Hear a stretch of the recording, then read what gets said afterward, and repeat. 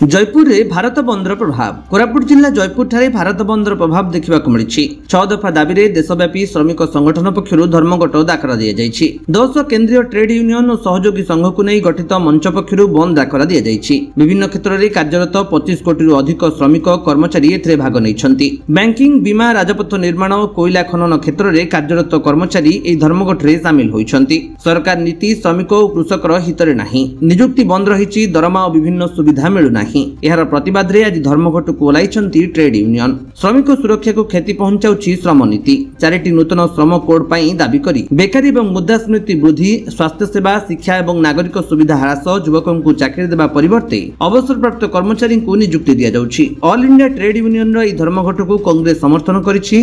Yudhishthir Raul AITC आवाहक Koraput जिला देखते आज भारत बंद डाकरा देती जयपुर शहर कौन प्रभाव रही ट्रेड यूनियन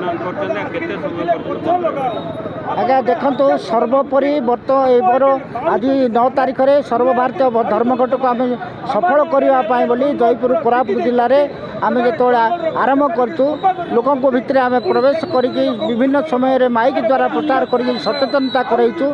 तापर आम भावुँ आंशिक ये बंद रही, दुकान बजार बंद रही, गाड़ी घोड़ा बंद रही, या पूरा समर्थन कर जयपुरवासी को मुझे धन्यवाद देवी। कोरापुट जिले में कोरापुटर लोक मैंने जो आंदोलन में सामिल होती धन्यवाद देवी। आ विशेष करके आज सर्वभारतीय स्तर में 17 गोटी दाबी को लेकिन सर्वभारतीय स्तर में बंद डाकरा आम समर्थन करूँ। बारंबार आम जाइए राज्य सरकार जे मोहन माझी को आम दाबीपत्र भी देचु। आम एआईटी तरफ श्रमिक मारणा नीति जो कर, कृषक मारणा नीति कर, शिक्षा अव्यवस्था, स्वास्थ्य अव्यवस्था जो होती बारंबार अभियोग कलापर भी कौन प्रकार कार्यानुष्ठान ग्रहण कर तेणु आज तार प्रतिवाद आम जयपुर ठारे बंद डाकरा देचु। भगवान बाहिनीपति मु आईएनटीसी जिला सभापति अच्छी। आज देखंतु सारा भारत रे ऑल ट्रेड यूनियन डाकरा रे आज सारा भारत बंद डाकरा दिया जाइछि। एठारे साधारण लोक समस्ते एकजुट होकरी ए स्ट्राइक को सफल करुचंती।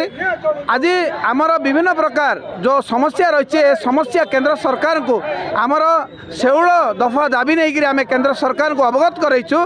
जदि आमर ए दाबी जदि सरकार जदि फुलफिल न करंती आगामी दिन में आंदोलन आउरी तीव्र रूप नेब। देखंतु आमर 9टा ट्रेड यूनियन आज जयपुर रे एकजुट होती ए स्ट्राइक रे भाग नहीं। साधारण समस्या लोकंर जो समस्या रही से समस्या नहीं आम आज आगू आसु। समस्या है ए जो केंद्र सरकार इलेक्ट्रिसिटी को जो प्राइवेटाइजेशन करिसंती, प्रत्येक घरे जो स्मार्ट मीटर लगैछंती साधारण लोक आईरे बेसी अतिष्ठ हो सारे एवं सेमानकर जो बिल आसी से बांधी पारु नांती। एवं जो आमर 26,000 टंका जो पेंशन रखा जाइए पाचक एवं रोसैया एवं जो छोट शिक्षा अनुष्ठान जो काम करुँच आमर जो रखाई 26,000 टंका ताकू सरकार पाखे दाबी रोचे 26,000 टंका दि जाऊ। एवं जो पेंशन लागू कर से पेंशन को बढ़ाई चेष्टा करा जाऊ। जोड़ा 1000 टंका पेंशन अच्छी ताकू 2000 टंका करा जाऊ आमर दाबी रही। एवं जो श्रम कोड 4टा श्रम कोड 2022 मसीह जो लागू कले सरकार ताकू निहाती रूपे बंद करा जाऊ। गरीब को न्याय दिया जाऊ, चाषी को न्याय दिया जाऊ, श्रमिक को न्याय दिया जाऊ।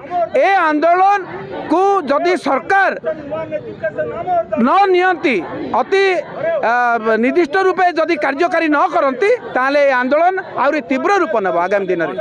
आमर दुकान बजार बंद अच्छी, गाड़ी मोटर बंद अच्छी एवं शिक्षा अनुष्ठान को आम कॉल करूँ जेहेतु पिलामानकर परीक्षा अच्छी एवं हेल्थ यूनिट को आम प्रायोरिटी देचु। एम्बुलेंस टू आरंभ करिक मेडिसिन दुकान एवं हॉस्पिटल सब खोला रही।